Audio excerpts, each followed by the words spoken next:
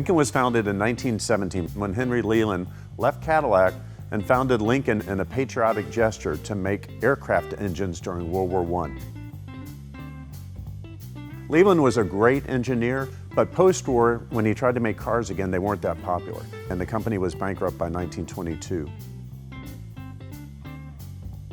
Henry Ford was convinced by Clara Ford and Edsel Ford to buy Lincoln. Edsel became president of Lincoln in 1922, and he famously said, "Father made the most popular car in the world. I want to make the best car in the world." And he started to do it. Everything about Edsel Ford was stylistically beautiful, artistically creative. He became the emblem of what Lincoln stood for. There's as many design classics in the Lincoln cabinet as there are in the Ford. The Lincoln Zephyr, the K cars, the famous Lincoln Continental, the Mark II, the 1961 Continental with the coach doors, the Designer Series, and then the Navigator. However, during the Depression, it became difficult to sell such high-end cars, and Edsel Ford pivoted. He and Bob Gregory, his co-designer, began to produce the Lincoln Zephyr, a classic vehicle, first introduced in 1934, and then with the change grille in 1936. They were streamlined, they were aerodynamic. In 1939, the famous Lincoln Continental was born. Low, long, and rakish, that described the Lincoln Continental. Edsel Ford built it for himself just so he could have his own personalized kind of car. It had the short trunk, the very long hood. Gregory kept trying to take the spare tire off the back of the Continental and hide it underneath, and Edsel said, "No, this is going to be our signature."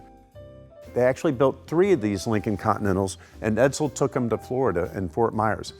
It became such a sight on the roads that he returned back to Detroit with orders for 200 Continentals, so he put it into production.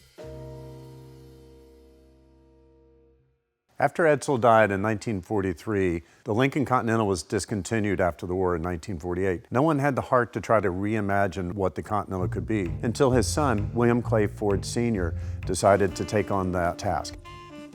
In 1952, he put out a creative brief and asked a number of different design companies, both internal to Ford and outside of Ford, to come up with what they felt the replacement of the Continental could be.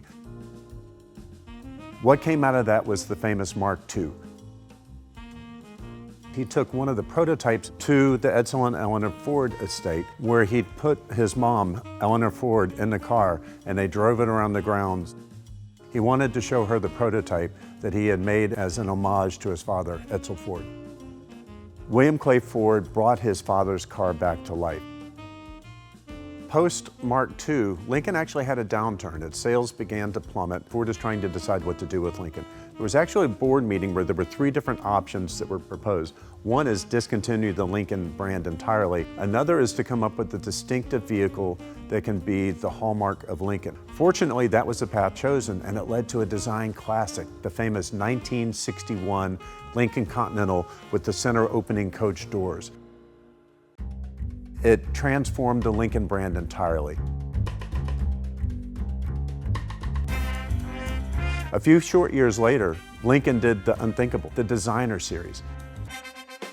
It began to invite different designers. You got Versace, you got Cartier, you got Pucci, you got Givenchy, all doing different styling for the interior and the exterior of the Lincoln Continental.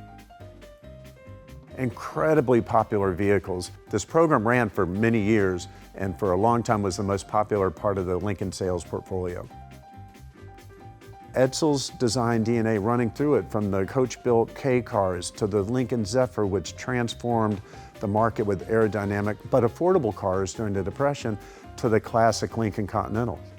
All 3 of those sprung from the mind of Edsel Ford. His love of art, his love of beauty, his love of design, and his desire to build the best car in the world. And I think we're still doing that today.